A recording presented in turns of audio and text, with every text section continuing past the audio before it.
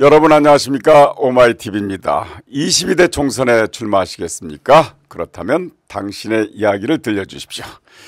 저희 오마이TV가 22대 총선을 앞두고 대국민 출마 선언 프로젝트 나는 누구인가를 기획했습니다. 저는 나 누구 시즌2 진행을 맡은 성경환입니다.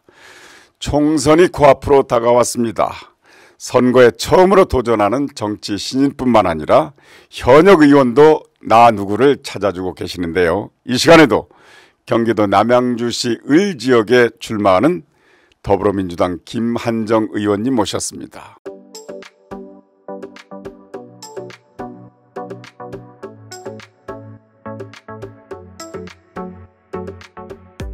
어서 오십시오. 예, 성 교수님 반갑습니다. 반갑습니다. 예. 먼저 오마이TV 시청자 예, 저 오마이TV 애청자 김한정입니다. 저는 2000년 오마이뉴스 창간 때부터 오마이뉴스 팬입니다. 저는 지금 경기 남양주 을구에서 재선 국회의원인데요. 3선 도전을 했습니다. 민주당에 필요한 사람, 남양주에 필요한 사람, 김한정 이렇게 뛰고 있습니다. 네네. 이 포맷 아시죠? 먼저 5분간 저하고 말씀하시고 그 다음에 10분간은 아주 자연스럽게 이 PPT를 활용해서 홍보를 하시면 됩니다. 자, 재선 의원이신데 경선을 해야 된단 말이죠. 이 경선에 대한 소감이 좀 남다를 것 같아요. 그렇죠. 지금 당이 좀 홍역을 치르고 있습니다. 잘하고자 하는 공천인데 부작용이 많이 생겼습니다. 저도 좀 부당함을 느낄 그런 사건이 있었는데요. 지난주 내내 전국의 지명도가 올라갔습니다. 그리고 제 지역구 유권자들, 주민들은 아니 왜 김한정이 좀 부당함을 느끼시는 것 같아요. 어제 제가 사무실 개소식을 했는데 최근에 많은 분들이 몰려들었었어요. 제가 깜짝 놀랐습니다. 그리고 격려 전화가 쇄도를 하고 있어서 제가 여러 가지 오해나 억울함을 당하고 있지만 우리 저를 지지해 주신 분들, 남양주 시민들 또 많은 분들이 김한정은 좀 이상하다 그런 판단을 하고 계시는 것 같아서 도리어 저는 이게 전화위복이 될 거라는 그런 믿음을 갖고 있습니다. 말투를 들어보니까 약간 영남 억양이 섞여 있는데요. 이 이력을 보면은 1989년도에 당시의 야당 총재이던 김대중 총재 비서로 들어가셨단 말이죠. 이게 정치인문의 처음인데 어떻게 당시에 전도 양양한 서울대 출신의 김한정 의원께서 김대중 총재 비서로 들어갔는지. 별로 전도 양양하진 않았고요. 제가 85년경에 전두환 정권에 반대하고 학생운동하면서 감옥에 끌려갔어요. 학교도 쫓겨나고 암담한 시절이었죠. 그런데 87년 민주화 대혁명이 왔지 않습니까? 그렇죠. 그래서 이른바 6.29 선언에서 전두환 노태우 정권이 양보를 하면서 사면 복권이 됐습니다. 영광스럽게 그때 16년간 정치 규제 상태였던 김대중 총재, 저희들은 그때 김대중 선생이라고 그랬습니다. 네, 그렇죠. 김대중 선생님하고 같은 날 제야민주사 2,500여 명이 동시에 사면 복권되는 그 명단에 오른 영광을 가졌습니다. 그걸 계기로 해서 비서로 들어가셨군요. 예, 그래서 저는 김대중 선생 같은 분이 대통령이 돼야 된다 하는 일념으로 자원봉사로 시작했는데요. 눈에 띄었던지 대선 실패 후에 저를 발탁을 하셨는데요. 우여곡절은 있었습니다. 당시 대선 패배를 하고 나니까 평민당 해체하라, 김대중 정계 은퇴하라 난리가 났어요. 그래서 이 좋은 당, 그래도 우리 진보 민주 개혁 평화를 지향하는 좋은 당을 만들어 놨는데 당도 잃고 김대중 지도자도 잃겠다 싶어서 당시 그 민주화 운동 제야민주 세력 98명이 역사상 최초로 제도 정치권인 평화민주당에 입당하는 일이 있었습니다. 그게 그 다음 해 2월이었고요. 그때 많은 제야 출신 민주화 운동가들을 김대중 대통령이 공천을 했어요. 본인은 배수진을 치고 물론 총재도 사퇴하고 그래서 선거 혁명을 일으켰습니다. 그때 당선된 사람 중에 한 사람이 바로 이해찬 관악을이었습니다. 네네네. 저는 그 이해찬 선거운동에 최앞장서서 했고 그 뒤로는 이제 동교동 제의를 받아서 동교동 비서가 됐는데요.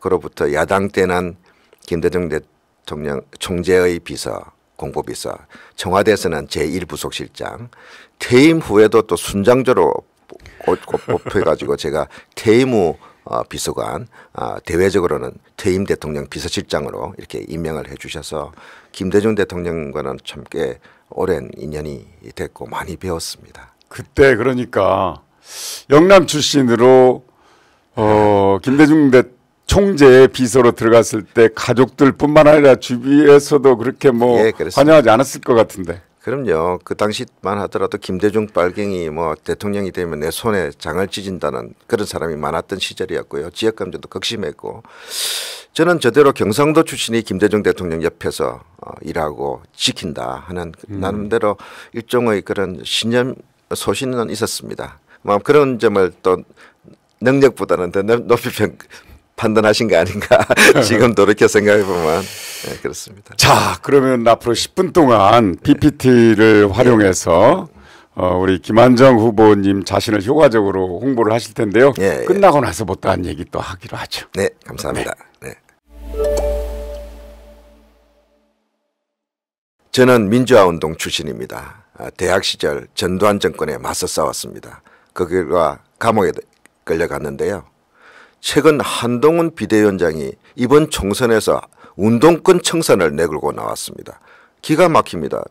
전두환 독재에 맞서서 싸운 것이 그렇게 비난받을 일입니까?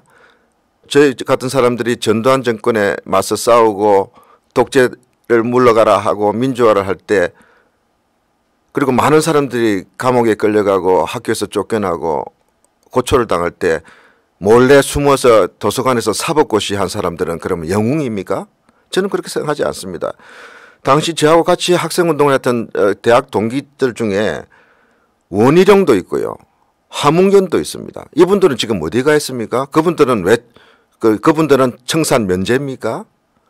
저는 요즘 조국 교수 제 가장 친한 친구 고초를 보면서 우리 같이 민주화 운동했습니다. 제가 조국을 지켜주지도 못하고 한 것에 대해서는 항상 미안한 심정 갖고 있습니다. 민주화 운동은 단죄의 대상이 아니라 개성 발전시킬 문제입니다. 지금 시대 정신은 국민 통합, 민주화, 인권 그리고 소수자에 대한 배려 그런 것들로 해서 국민들이 더 편안하고 피해받지 않도록 여성들이 지금 불안해하잖아요. 그런 소수자 사회적 약자들을 보호하려는 그런 큰 흐름에서 볼 때 민주화 운동 청산 이거는 국힘이 정말 시대를 잘못 읽고 있고 거꾸로 가고 있는 거다. 저는 김대중 대통령과의 만남이 제 인생을 다 바꿔놓았습니다. 김대중 대통령을 제가 25살 청년 시절 감옥 갔다 와서 정말 암담하던 시절에 만났습니다. 어떻게 만났냐고요? 87년에 대통령 선거가 있었습니다. 김대중 선생이 저희들은 그때 선생이라고 그랬는데 선생님이 후보로 나섰는데 나는 저런 사람이 대통령이 돼야 된다. 자원봉사를 했습니다. 그게 아마 인연이 돼서 제가 눈에 띄었던지 그 뒤로 대선은 실패했지만 제1야당 총재로 정계에 복귀를 했을 때 평화민주당 총재의 비서로 발탁이 됐습니다. 제가 신문 요약도 잘하고 연설문을 잘 쓴다고 해서 공보비서를 시켜주셨고요. 또 그 이후에 88년 대통령이 되셨습니다. 청와대 제1부속실장으로 부름을 받고 대통령 집무실 옆방이 제 방입니다. 당시에는 제가 좀 셌어요.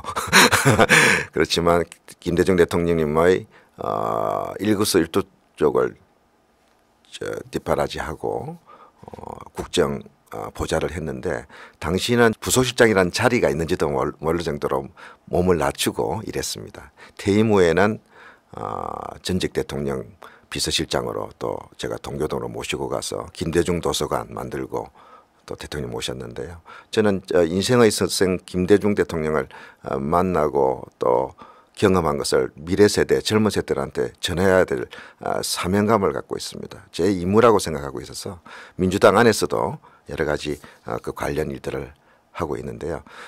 김대중 대통령과 만나서 저는 가장 결정적인 저한테도 영광이 최초의 남북 정상회담, 평양 남북 정상회담을 수행했고요. 지금 사진 오른쪽에 제일 보이는 게 백화원 초대석 김정일, 김대중, 임동원, 제일 오른쪽에 있는 젊은 청년이 37살 부속실장 김한정입니다.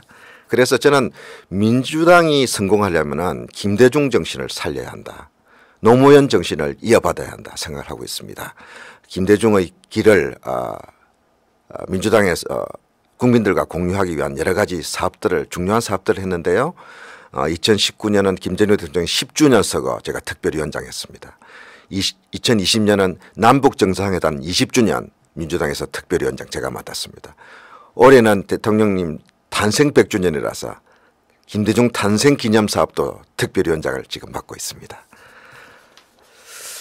제가 남양주에 인연을 맺은 것은 참 우연은 아닌데요. 꼭 또 정말 지금 돌이켜 생각해보면 참 기가 막힌 그런 우여곡절들이 있었습니다. 한 2년 전인가요? 남양주 시장 선거에 출마했습니다. 시장 출마를 했는데 남양주는 서울 4분의 3만큼 큰 도시입니다. 16개 읍면동입니다. 길도 모르고 사람도 모르는데 시장에 나섰으니 얼마나 무모한 사람이었습니까? 그렇지만 민주당 대표로 후보로 당당히 싸웠는데 46% 득표를 해서 바람은 일으켰는데요. 저와 같이 경선한 분이 컷오프가 되니까 무소속으로 출마를 해버렸어요. 그분은 호남 출신이었습니다. 그분이 5%를 가져가 버렸어요. 그래서 좀 억울하게 지고 난 뒤에 저는 결심을 했습니다. 남양주에서 제 정치, 시작한 정치 여기서 좌절하지 않겠다.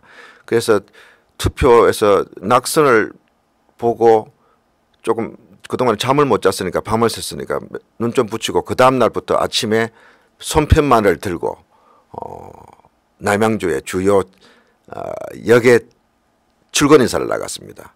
그래서 사람들이 이상하게 생각하더라고요. 아니 낙선한 사람이 무슨 선거운동 하듯이 아침에 길에 나왔냐. 16개 읍면동을 1년 내내 돌았습니다. 시장 낙선한 김한정입니다. 시장 떨어진 김한정입니다.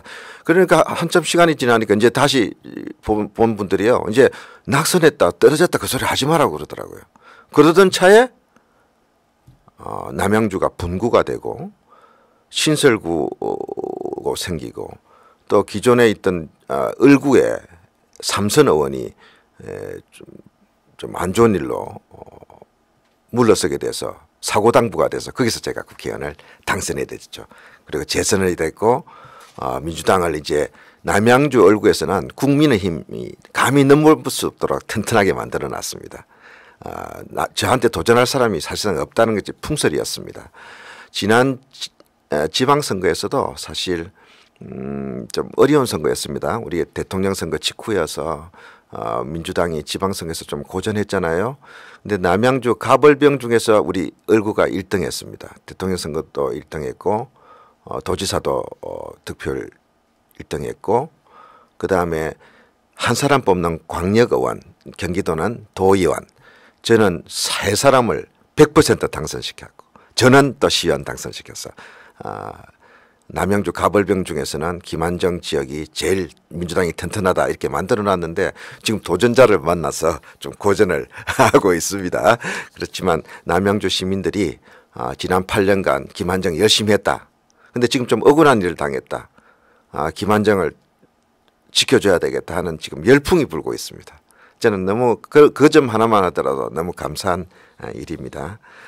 저는 지난 8년 동안에 남양주 지도를 바꿨다 감히 말씀드립니다. 지하철 4호선 개통시켰고요. 그동안에 남양주에는 지하철이 하나도 없었습니다.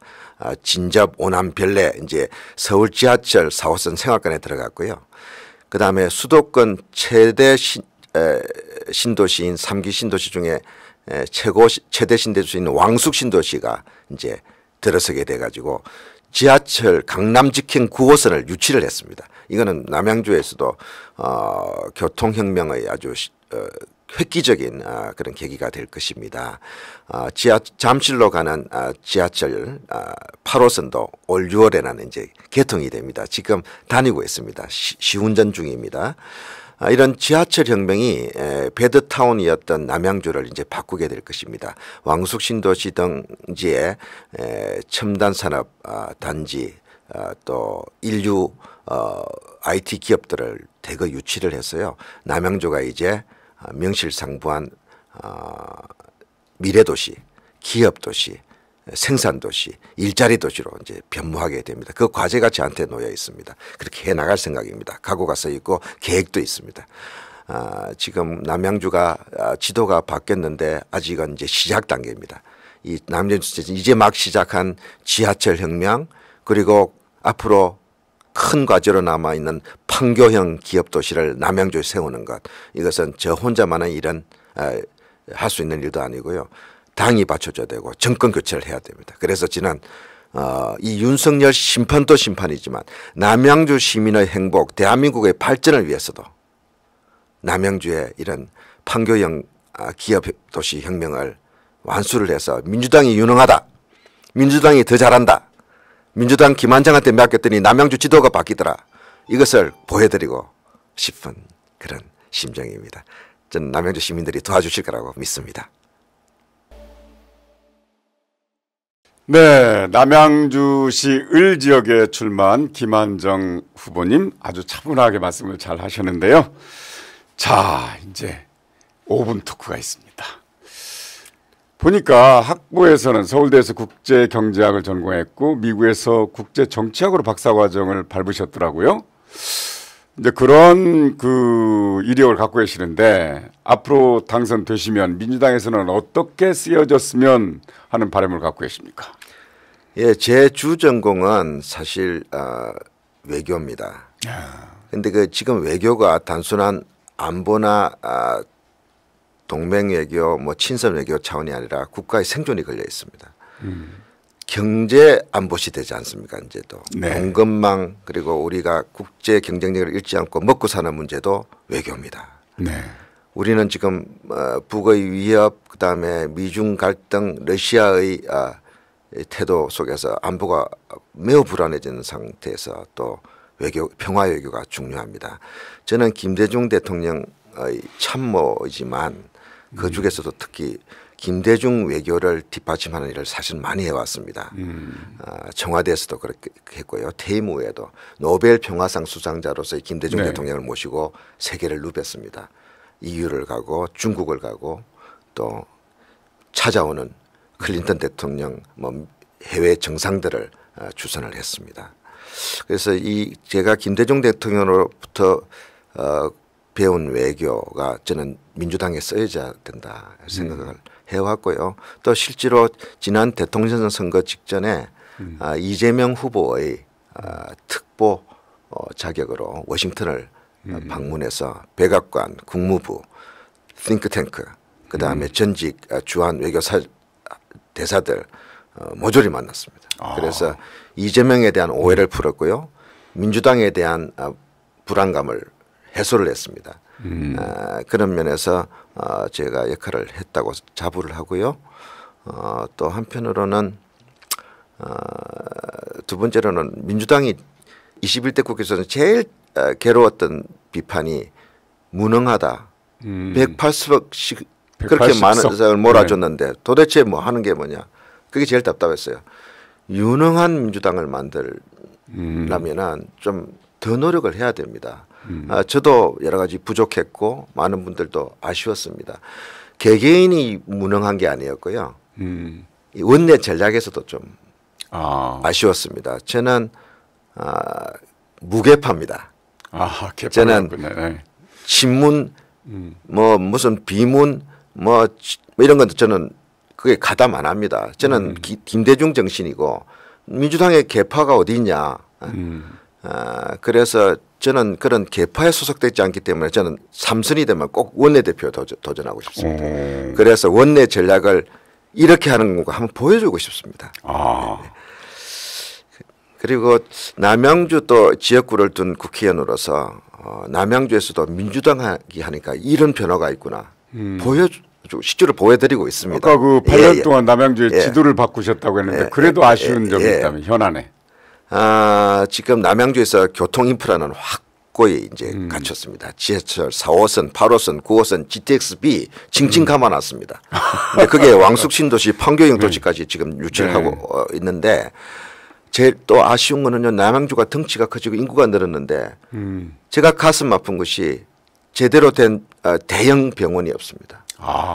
아기를 가진 젊은 엄마들이 제 손을 잡고 하소연을 합니다. 밤 자정이 넘어서 애가 펄펄 열이 끓는데 응급센터를 가려니까 남양주 안에서 못 찾아서 다른 데로 가야 됩니다.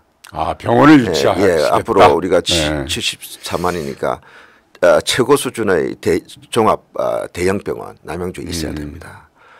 그다음에 두 번째로는 시민들이 굉장히 건강하게 만족도가 높아요. 남양주는 쾌적하고 이제 교통이 조금 힘들었었는데 도로가 하도 막히니까. 근데 생활체육이라든지 문화체험이라든지 삶의 질을 높이기 수 있는 인프라가 부족했습니다. 저는 이거 종합복지문화센터 그다음에 아트센터 아이들과 청소년이 뛰어놀 수 있는 문화공간 이런 데 역점을 두고서 이거 하나는 제대로 해서 시민들께 보답하고자 합니다. 아이고 시간이 너무 짧습니다. 하시고 그렇죠. 싶은 말씀 굉장히 많은 것 같은데 자, 여러분 이 시간에는 남양주시 을에 출마하는 더불어민주당의 김한정 후보를 만나봤습니다. 고맙습니다. 네, 감사합니다. 네. 자, 오마이TV 총선 기획 나 누구는 22대 국회의원에 출마를 희망하는 대한민국 국민이면 누구나 다 참여할 수 있습니다. 출연을 원하신다면 지금 화면 하단에 자막으로 흐르고 있죠. 네, 메일 오마이 나 누구 네이버.com으로 신청을 하시면 됩니다. 자, 22대 총선에 출마하시겠습니까? 그렇다면 당신의 얘기를 들려주십시오. 오마이TV의 대국민 출마 선언 프로젝트 나 누구는 총선까지 계속됩니다. 여러분 감사합니다.